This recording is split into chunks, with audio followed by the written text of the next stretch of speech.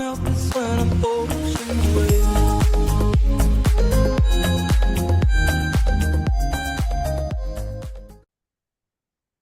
Tonight on Nova Legends podcast, I have the great Matthew Hatfield from Virginia Preps and ESPN 94.1 radio. Is that the right call letters? 94.1 numbers there, Matthew?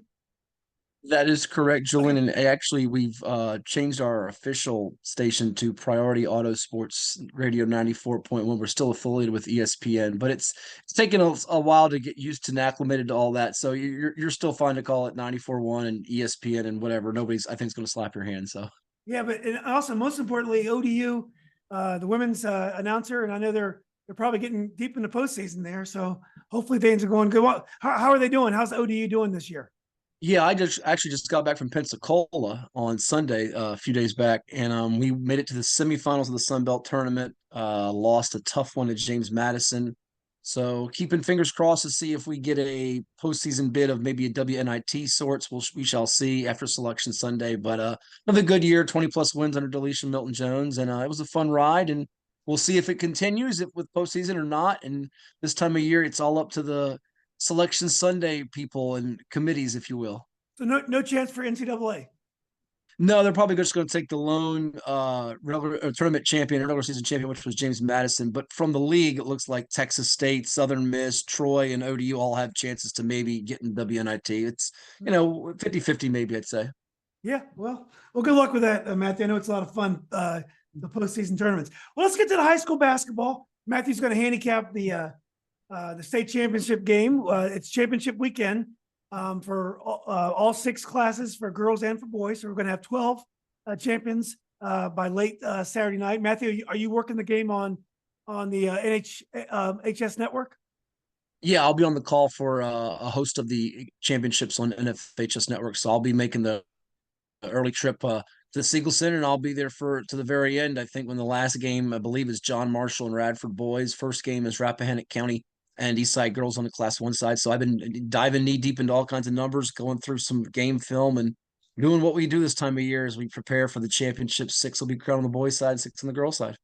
And can folks access those games in any other place besides NHFS network? Or is it radio, or is there cable No, TV? it's only they have an exclusive deal, does the VHSL with the NFHS network, but they're available live and on demand. So if there's any family basketball fans, relatives, people out there that want to watch it, while it's going on, or go back and see a great play or a moment in it, they can always see the broadcast later. And I think they even do, I believe, make some DVDs available for purchase. So people that want to check it out can do so at their leisure with a subscription. Yes, and the games will be at DCU in Richmond beginning on Thursday. So let's get right into it. Let's go to the boys. Let's go to Hayfield Patriot Class 6. No real surprises. I think they were your 1 and 2s all year long on your poll. Patriot only lost 1 game to Jackson Reed. They beat Patriot the first game of the year on the last second shot by Donovan Bass-Briscoe. Patriots lost 2 or 3 games, but have been on fire in postseason. What are you seeing in this game? I really think Patriot has raised its level of defense here in the playoffs, Julian. I like what Sherman Rivers' team has done.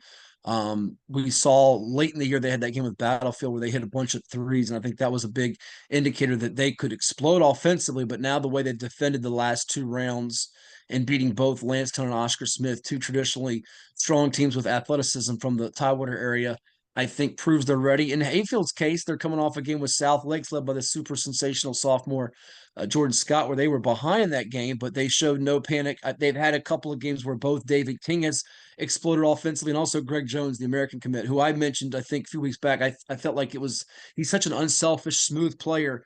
There's going to be a game or 2 where it's calling for him to step up, and he did that in that region championship against Edison, where they played, I think 3-4 times at least this year. So I feel like Hayfield has the slight edge in this game. It won't surprise me if Patriot does get hot and knock them off in this game. I think it's going to be a close ball game.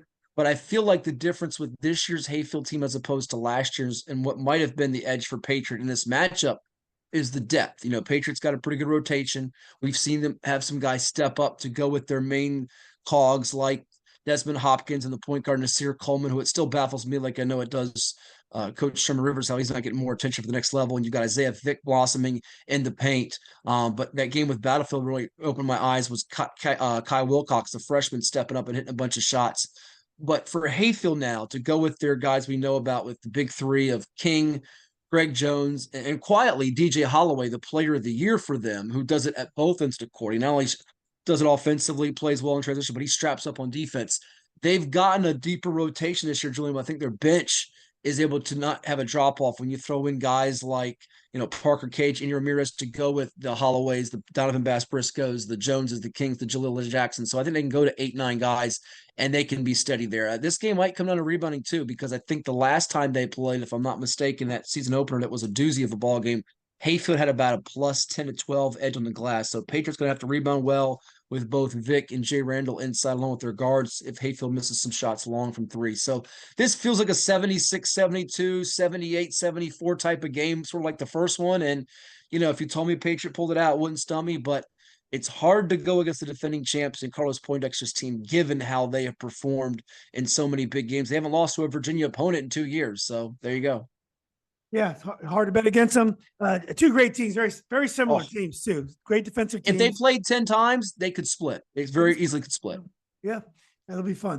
All right, let's go to Class 5. Let's stay with the boys. Work our way down. Now, I don't know if you heard my solution to the mess they have with Virginia High School League tournaments, but I would love to collapse the 5 and 6 into AAA for just the state tournament, the 3 and 4 and AA, the 1 and 2. Everyone can be regional. Everyone can be district champs. But state tournament should be a above that. And I don't know if it's going to catch any traction, but I hope it does. But if it did, Woodside and Patrick Henry are two very good teams. That would probably give Hayfield and Patriot good games. Woodside beat Gonzaga and DC at the time, the number one team in DC and maybe even the country. And Patrick Henry's lost to one team all year, and that's Wayne Fleming. And I heard they can really shoot the ball. I have a friend whose son plays for Stonebridge. So how do you see the championship in Class 5? I think the conventional wisdom and thought is on paper and on talent, Woodside is 15 to 20 points better than Patrick Henry. And I won't completely dispute that. It would not stun me if Woodside was to win this, even in a runaway. But I think people outside of Tidewater, Richmond, maybe even certain parts of Northern Virginia, obviously you mentioned Stonebridge, got familiar with playing Patrick Henry. They played him a couple of years ago, played him again this year. I think those outside of Roanoke aren't quite aware of how good, well-schooled, fundamentally sound, and tough this Patrick Henry team is. They brought in, I think, a big-time impact newcomer in Sidney Webb, who was the quarterback slash athlete from the football team from Northside, who's been a real instrumental piece of the basketball court for them, to go with their player of the year in Abu Yarma, who's a versatile 6'6", 6'7" forward who's got perimeter skills to go with his ability to score in the paint. Brooks Deary can shoot it from three. Just here recently, their state semifinal winner over Highland Springs last year, state champ. Moosey Calloway, who was a starter to begin the year, is now coming off the bench. He led them in scoring, so they can score off the bench. Now, Woodside under Stephon Welsh, people remember draining threes at the Siegel Center back in 2004-05 when they won back-to-back state titles, now coaching this Woodside team. He's had like 8 or 9 different leading scorers, and they're a very athletic bunch. They've come out of that gauntlet that is Region 5B, which I argue is as good as any region in the state. When you throw up there, Menchville was 22-0 when they beat them. You throw up there Maury, who played in last year's state championship game. You throw up there Kickingham. You throw up there Norview. Very, very strong region. I feel like Woodside's got maybe the athleticism edge. Something tells me, Julian, this game reminds me an awful lot of Northside and Phoebus from a few years ago. And I feel like if anybody can match up with Woodside and sort of take them out of what they want to do late, Patrick Henry may have the formula to do it. So I think the smart pick is Woodside, but I'm going to go on the limb here. I think I was 11-1 in my state semifinal selections, only missing on Kings Fork and Varina. I'm going to actually call for what some might consider a slight upset and pick Patrick Henry to come from behind. I can see them getting down 8 to 10, 12 points and pull this out the Siegel Center. Something just says this team has been in more close battles. I know Woodside's coming from a very tough, good district. They got Trevor Smith, who's going to Richmond, a guard who can score 17 and a quarter like he did in the fourth period against Menchville at Scope. They have a lot of different weapons. I just feel like Patrick Henry's on a mission, and they are not going to be fazed by anything thrown at him. Yeah. Do you have any idea why Patrick Henry didn't play Northside this year? I mean, two great Roanoke teams that didn't even play. Do you have any idea? That's a great question because they have in the past. I'm not really sure. They played Cave Spring. Yeah. Both played Fleming. Yeah, both played Fleming, and Fleming got him twice. Yeah. It's just one of those scheduling quirks. I mean, when they didn't see him, so Mm. I do feel like both teams have seen competition and are prepared for him. It's weird. Woodside's coming from a tougher district and regular basis who they see, whereas I think Patrick Henry's had more tight calls in the playoffs. Give it, they just played Highland Springs in a tight one. They played Albemarle earlier this postseason. It was a down to the wire game. So I feel like they might be, I'm not going to say more battle tested, but used to a tight situation. Whereas the Woodside Mentionville games, granted, they were much anticipated games. It really wasn't close when Woodside beat them. And then when they lost those 2 games regular season, it got away a little bit late for Woodside. So I'm curious to see how Woodside functions if this is a 1 or 2 possession game late at the Siegel Center, because they probably do, by my estimation, have the better team. They have more size and should be able to control the backboards. But this Patrick Henry team's hitting from 3. Look out. This could be a fun one. Yeah. Well, let's go to Class 4. I heard Varina wasn't going to be as good this year as last year. I believe they're defending champs. Is that right, Matthew? They are defending champs, and they graduated their top 3 scores, or at least 3 of their top 4 scores from their big 3, I should say, of Alfonso Fats Billups, who's now at VCU, Christian Carden, and Amari Baylor, who played in like 3 state tournaments. They were all seniors and graduated. So this is almost a new cast to an extent, because the ones that have stepped into larger roles were pretty much supporting cast pieces. Well, they were undefeated in the state, but I mean, I think Kings Fork was widely seen as one of the best teams in the state to play with the likes of Hayfield. I'm guilty. I picked Kings Fork, Julian. I was wrong. I was looking good, up 7 minutes to go in the game at Highland Springs. And crazy story, it was 5-5 after 1 quarter in the state semis. I was just there Monday night. Varina shot 7% from the field, 2 of 27 in the first half. And they scored more points in the fourth quarter than they did for, I think it was the first 22 minutes of the ball game. It was insane how they got hot. And it was really one kid, Jerome Conway, a 5'10 senior guard, probably their 4th leading scorer. He erupts for 16 points, 13 in the fourth quarter, 11 unanswered. And basically, if you blinked, Kings Fork went from what just happened to, oh no, they didn't make a field goal the last 7 minutes of the game. And Varina stunned them 40-34, and did it without really the Region 4B Player of the Year, KJ Weish, on the floor, diminutive yet sharpshooting guard who dropped 41 earlier this postseason in a comeback win against Matoka. Yeah, KJ Weish can score it. I mean, Varina's got weapons, but they're kind of deceiving because they've gone through offensive lulls. They were down 14-1 against Matoka. So that brings up this game with EC Glass, where EC Glass is a lot like, I think some of the Lynchburg Roanoke teams have been slept on from people outside the 804 and 757. EC Glass's record is nothing to sneeze at. I mean, they've played a really good, out of conference schedule under DJ Best, a coach who's been building them into a contender here on the year. You look at their record, they're sitting at right now 25-2, and Almondre Harris, their guard's got over 1,000 points. He's erupted for a 40-point game this year. So Glass is not going to be intimidated by this Varina bunch, whereas I thought last year Loudoun County, under Coach Alexander, they squeezed out as much as they could. They squeezed out their max of getting to the state finals. They didn't have probably the athletes, the horses to match up with Varina. I think Glass may have the horses here, and I do wonder about Varina. While I think they're the better team and I'm picking them, if there's an emotional letdown and hangover effect from this game, you better not get down 12 to 15 points in the first half on Glass and think you're coming back to win, because Glass might do what they did to Tuscarora, where it's a 3-point game in the third quarter. Next thing you know, you're down 20. Well, both teams have done very little wrong in state. I mean, Glass lost to Spotswood and Northside, and Varina is undefeated in the state. So 2 quality teams in Class 4, as always. Class 4 is always tough. But Class 3, 2 very good teams. Northside could play with any team in the state as well, 28-1 coming in. 1 loss to Cave Spring, I believe, the champion from last year. And Hopewell is a great program, one of the most storied programs in the history of Virginia basketball. What do you see in this matchup? It met a few years back, Julian. I want to say maybe about 5 or 6 years ago. It was a back and forth seesaw affair. Great game. Hopewell pulled it out late. I think this will be a back and forth seesaw affair. I think Northside's battles, I mean, both have had some battles. Hopewell, in their case, more in the Central District with Petersburg, a rival from theirs. Last year, they fell to a region championship and in the state semis, and they got them this year 3 times, including the region semis at Scope.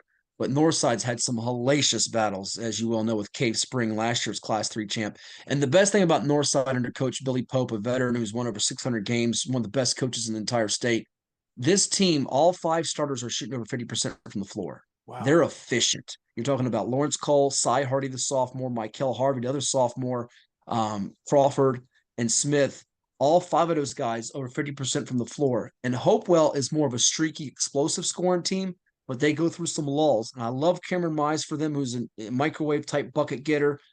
I do wonder if Mize is contained, where does Hopewell get that second and third, complementary scoring? I saw them late in the regular season against Highland Springs lose a close one. I thought that helped them, though, to be in that tight situation, to be prepared. A couple of their better players are freshmen, including Tyrese Hunter.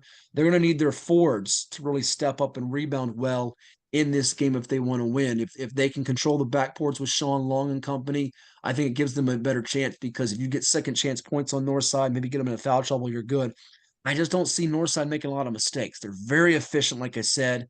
Hopewell's going to have to hit some threes, and they're going to need some scoring outside of Cameron Mize, who puts up 16 a game. If they can get those other 3 guys in their lineup, particularly Sean Long, Sincere James, and then that youngster I mentioned, Tyrese Hunter, all of whom are about, right around that 8 to 12 points per game. If they can get to about 12 to 14 each, I think they're in good shape, because I did see some scoring deterioration a little bit when they played Lake Taylor in Petersburg. I think Northside's been pretty steady around that 60-70 mark. And I just feel like I give them the nod on experience, because Hopewell, a couple of their better guys, Mize is a junior, Long is a junior, Hunter, freshman, Nick Bird, freshman.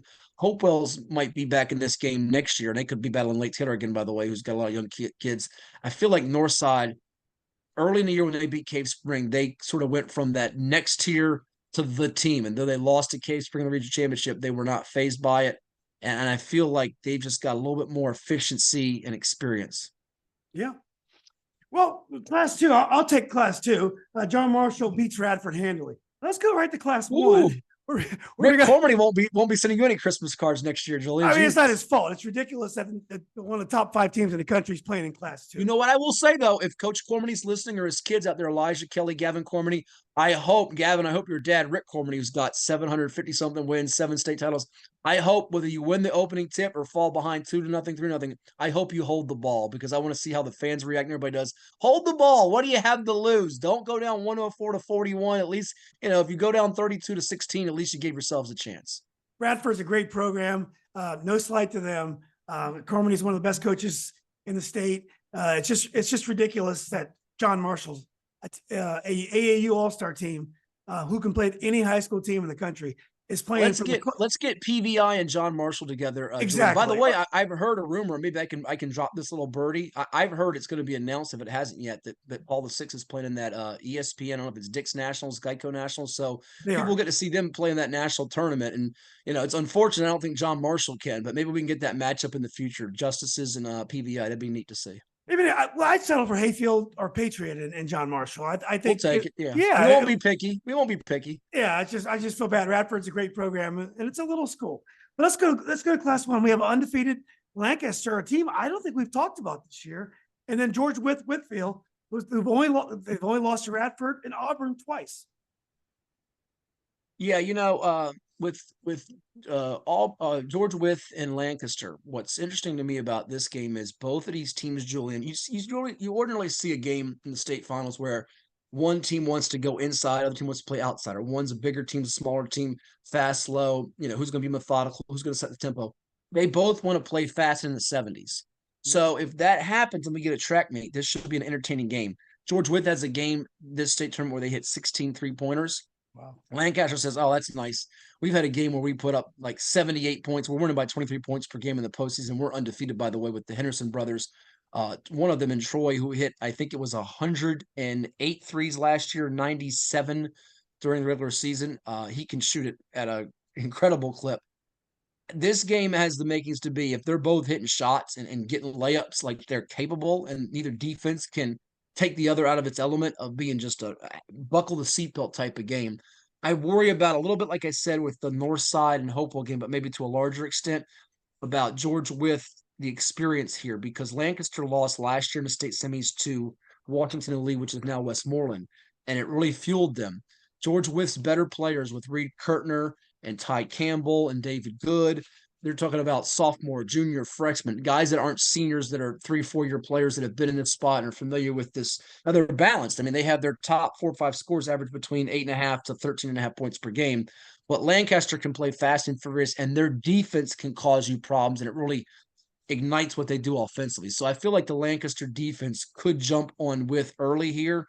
And if they jump out to like a 22-8 lead or 24-16 lead, it could be hard for Wythe to keep up. Ultimately, they could get worn out the way the Red Devils play. So I give Lancaster the nod by somewhere in that 8 to 12 point margin.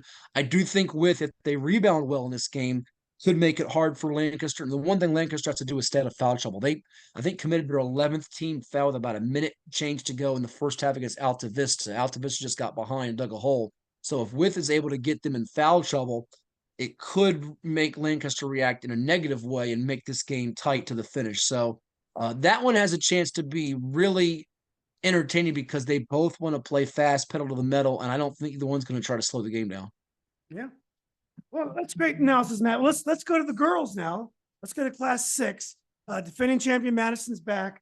They've been completely dominant in postseason, up and down during the regular season. They lost a few games this year, but they beat an awesome West Potomac team in the semis. Beat a dominant Robinson team in the finals pretty easily. Held them, I think, to 22 points or 19 points.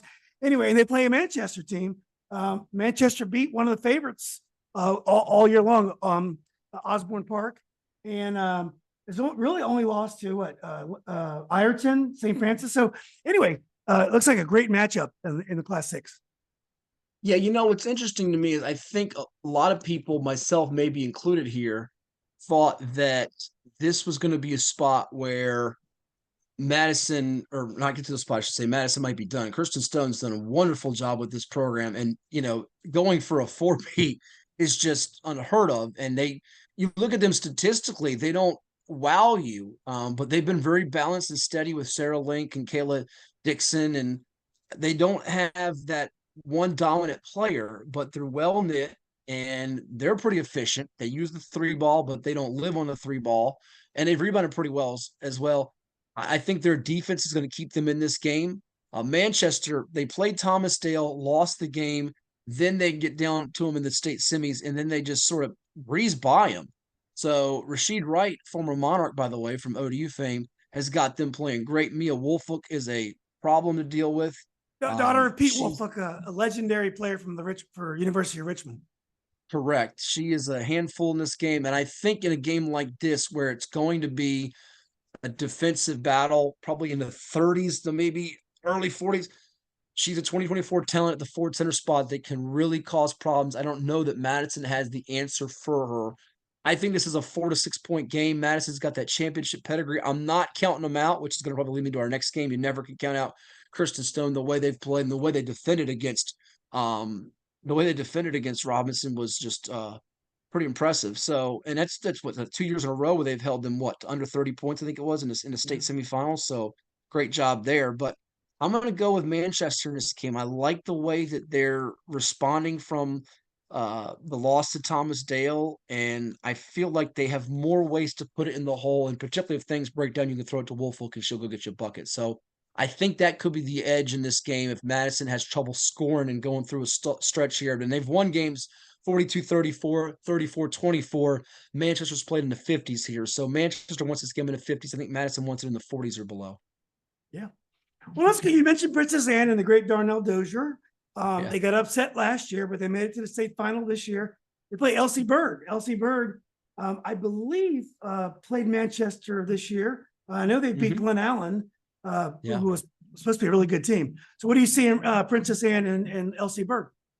Well, I think the common fan's going to say, it's Darnell Dozier. The guy's got more rings than fingers and toes. You got to give up to him. He can open up a jewelry shop. He's got Zakiah Stevenson, the Ole Miss signee, who's the best player on the floor just about every time they go out there. They beat Northview coming from behind, down double digits in the fourth quarter at Norfolk State. Looked like they were dead in the water. They beat Menchville, last year's champ.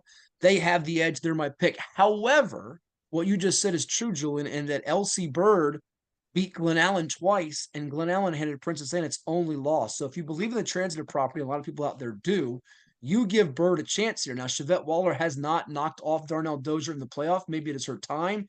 This is a guy that has won his last 8 state championship games that he has coached in. He did lose to a Northern Virginia school in Fred Priester and Oakton one year. He did lose twice to Lake Taylor and Sandra Sawyer, but he seldom ever loses, period, in the state playoffs, and definitely not in the state championship game. But a couple of quick keys in this game, which is I'm giving away some of my NFHS pregame material here. They've got to establish Smith, does LC Bird. Kaya Smith, 13 points per game. When she hits over 20, they are 5-0 this year. So that's big for Bird. And the second thing is they got to solve Princess Anne's press. And if you're PA, if you get points off of turnovers and you keep LC Bird off the free throw line, they go there 18 times a game, you're going to probably win this game. So I do think this will be closer than people expect. If Smith gets established and Bird gets that complimentary scoring, they win. Princess Anne has to avoid living on a 3-ball because they have had some losses in the past in the postseason where they have one of those crooked 2 for 19, 3 for 23 3-point shooting efforts. And if they end up having to play from behind, catch up with the 3-ball, and Stevenson can't fuel them with their defense, then they'd be in trouble. But how do you go against Darnell Dozier in a state championship, Julian? I mean, it's just smart to say you going with him or somebody else. And it's nothing against LC Bird, but that guy knows how to win.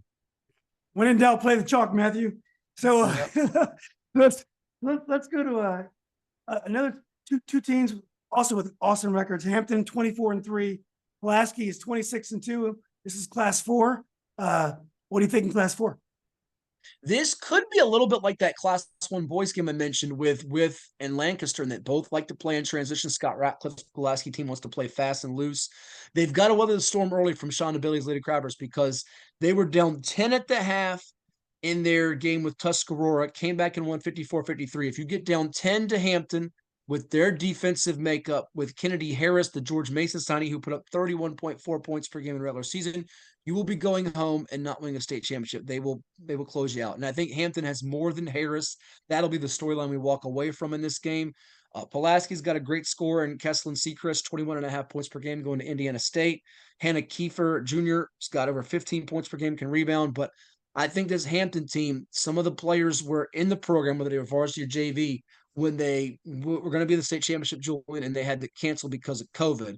And I think they want to get that ring at VCU as opposed to sharing one this time and experience the full, ambiance and everything that comes with it. And they just had a tough game with Kings Fork in the state semis. They persevered through that. They can win with defense or offense. I think they're more versatile, and their versatility will be the difference. Probably win this game somewhere in that 10 to 12 point range. But Pulaski's been a nice story. I just think Hampton's get a little bit more battle tested, and I think it's their time. Yeah. Well, let's go to Class 3. Maybe one of the best teams in the state. Carroll County only lost one game that was out of state in Georgia in a holiday tournament. And Brentsville lost 3 times, one time by almost 40 points to Meridian. Upset Meridian. They're going to state. Kayla, I can't think of Delaney, who's the daughter of Eugene Baltimore, a Manassas Park legend, is the coach. Yeah. So what do you think of Brentsville versus Carroll County? Brentsville's a great story, and the key for Carroll County is to keep Yurgi off the free throw line. She's been terrific, 18.5 points per game for Brentsville. But Mark Motley in his 21st year at Carroll County, remember, I think we talked about this either early in the season or midseason, Julian. They had a game last year in the state playoffs to Carroll County where they scored 106 points in the quarterfinals against Fort Defiance. They can play quick score. And if you don't know about Carroll County now, I think you will when this tournament is done. I think they'll be one of the takeaways from the state tournament this week. They just beat a Liberty Christian 70-43, and in that game, their standout junior Alyssa Irvin, 37 points, a career best, 27 points in the first half. Brentsville's a nice story getting to this point. I mean, they had lost, I think it was 11 straight to Meridian, in fact, in that series, and to get this far here, it's incredible. But I feel like too much firepower for Carroll County. It's hard to go against them as defending champ in this spot, and they can score a boatload of points. They're going to have to stay on the attack, of course, because Brentsville is playing with a great amount of confidence. But in some respects, Brentsville reminds me of last year's Washington and Lee Westmoreland Class 1 boys, where they finally conquered that hurdle, which was Lancaster for them, in this case Meridian. Now, not so much that they're satisfied, but are you ready for another challenge, which is Carroll County, who seems to be even more daunting than what it was for that W&L boys team playing Auburn. I just think Carroll County's on a mission here to go repeat, and the way they've been putting up points quick in games, Brentsville's going to have to get out to a pretty good start, control tempo, because if this one gets in the open court, they could have a hard time keeping pace for 32 minutes. maybe the second biggest favorite of the weekend, Carroll County. Could But be. Brentsville's a local team, so I'm definitely wishing them the best. Great story for sure. Yeah. Great story. Yeah. So let's go to class two. Clarke County, Northern Virginia team against Central Wise. I guess Central Wise is probably Appalachian team, probably out Southwest. Yeah. yeah. Southwest. So pretty hard. 25-5 Clarke County, 22-6 Central Wise. What do you see in this matchup? Clarke County is coming off an exhausting game, Julian. I think they're glad that the VHSL split class 1 and 2 up, that they're not playing on Thursday. They got that little extra rest for Saturday because they had an overtime thriller with John Marshall. They were able to keep Jaden Cook, the stand up for JM, who I believe is going to East Carolina at one time, was verbally committed to Old Dominion, in check. She didn't dominate and, ultimately win the game for their team. And I do wonder about, Central Wise had 6 just brutal, hard fought, tooth and nail battles with Gate City, their Mountain 7 district rival. And Robin Dotson, you talk about legendary coaches. We know about Darnell Dozier on the girls' side for Princess Anne. We know about Rick Cormany on the boys' side and Billy Pope from Radford and Northside, respectively. Robin Dotson is just one of the best in the business. I think he's got 7 state championships and like 714, 711 wins, something like that. And last year's team, if you remember, they were down big in the state finals, came from behind to beat Luray 62-59. And in that game, they won it with a freshman, Emma McCamus, as their leading scorer, who set a VHSL record, I believe, was for freshman points by a girls player. Well, she's back. She was dinged up earlier this postseason. There was some question about how healthy she would be for this playoff run for them. But I feel like Coach Dotson's got this team clicking at the right time of the year. I wonder if Clarke County can defend both the inside and the outside game of Central Wise. I feel like Wise is, that championship pedigree is there, playing those tough games in the Mountain 7, particularly against Gate City. McCamus is putting up 25 a game. They got a transfer in the offseason of Madison Looney over 10 points a game. If Clarke can deny those two and keep one of them to half their average and then make players 3 through 5 beat them, they have a chance. They're going to have to hit some threes, not turn the ball over. And if you do that, you still have to finish in the fourth quarter, which Luray, a great team, couldn't do with a great player leading them and Emily Weekly last year. So I feel like Wise is the smart pick here. It's, again, how do you go against Dozier? How do you go against a legend like Dotson? Well, you go against Cormany because he's playing the almighty monster all-star team that is John Marshall. But in the case of Central Wise girls, I can't go against them here. They were able. I feel like this is no knock to Clarke County, but their championship battle was getting through Gate City for a 4th time in 6 meetings. So I feel like they're ready for anything Clarke throws at them, any kind of junk defense, press, boxing one on McCamus. I think they'll be ready for it. Yeah. Well, great, Matthew. Let's wrap this thing up. We got Eastside from Lean On Me. Go Eastside against Rappahanock. I don't know. I'm not familiar with Eastside. Is it a relatively new school? And where are they from? And Rappahanock, of course, is not, I believe, another northern next school, probably in the same district as Lancaster. So what about that matchup? Yeah, there's actually 2 there's a Rappahannock High School and a Rappahannock County, and this is the Rappahannock County. Yeah, East Side's from Coburn, Virginia, all the way down that tip and southwest part. They've not been open an awful long time, but their boys team under Patrick Dameron has had a couple of nice deep playoff runs, including a few years ago lost in the state championship to Lancaster. They got 2 players that you got to know about in this game, Julian. Azzy Hammond's 5'7" guard, over 1,000 points. She scored 23 in the state semifinals. And then they got a really fearless, tough as nails, 5'6" junior point guard named Taylor Clay. She's really the tone setter for them. 38 points, 13 rebounds in the state quarterfinals versus Fort Chiswell. They were the region runner-up, but they out-rebounded J.I. Burton 43-31 in the state semis, the team they lost to in the region championship.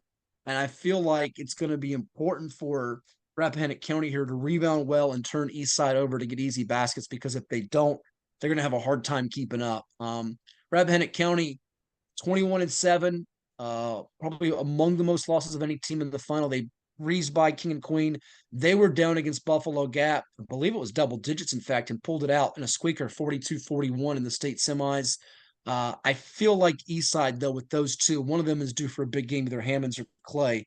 It's going to take Rappahannock County to probably keep both of them in check and keep this in more of the mid-40s to low 40s to probably win it. But this, on the surface, looked like a toss-up to me. But Eastside, if they're playing, I think at their best, it's better than Rappahannock County's best. Not by a whole lot, but it's a little bit better, I believe. Yeah. Well, let's go down there and sing "Go Eastside" from the stands, everybody. So look, Matthew, great job as always. What time is the first game tomorrow? First game is going to be at 12:30 Eastern, and the second one's at 2:30. Then they have the little break 2 hours apart. I believe the last two are 6 and 8. And then on Saturday, it starts a little bit earlier. It goes 11 and 1. And I want to say the last two games are at 4:30 and 6:30, if memory serves me right. So What's if the you want first? to see some great basketball, go What's check it out. what's the first game tomorrow? First game is 12:30, Rappahannock County Eastside. Second Okay. game is Lancaster Boys at 2:30 Okay, against great. George Wythe. Yep. Yeah, I better hurry up and get this thing loaded. Otherwise, people, if you get them right, they're going to accuse us of doing it after the game was already over. So, Or if I get them wrong, they'll just be glad to keep showing it over and over again on a replay reel. That'll be what they do. exactly. So, anyway, you can find Matthew at virginiapreps.com. Online, great information about Virginia sports, message boards, great polls, great articles. Also on 94.1 radio. Remind us the new buzz name for your radio station again. Yeah, it's Priority Auto Sports Radio 94.1. And real quickly before we go, Julian, one of our producers, Helene Shane, she absolutely hates the word that begins in O and ends in E, and it has two words and over, and it has the other word is time. So I don't want to be the one that gets in trouble. I'll let you be the guy because she can't strangle me. There's always a game that goes to like double or triple overtime. So I'll let you pick it. There's 12 of them. Which one do you think is most likely to go to extra fun on that board? I don't think it's going to be John Marshall Boys. I'm going to lay off that one. Hayfield, Usually the last game of the tournament for us ends up staying late. But give me one you think goes to extra fun. We'll see if you get it right. Hayfield Patriot overtime for sure. I think you might be right on that one. I think you could be right. No doubt. Also, Matthew's got a great YouTube channel, Matthew Hatfield, also on Twitter, Hatfield Sports. Matthew, I really enjoyed you doing this. Thanks for always taking time. Best of luck. I wrote down all your picks. They're on video, so we're gonna tell you about how you did after the weekend's over. Always a pleasure, Julian. Look forward to seeing you in a gymnasium sometime soon. Yeah, I'll see you this weekend. Well, take care, You bet. man. All right, buddy. Take it easy.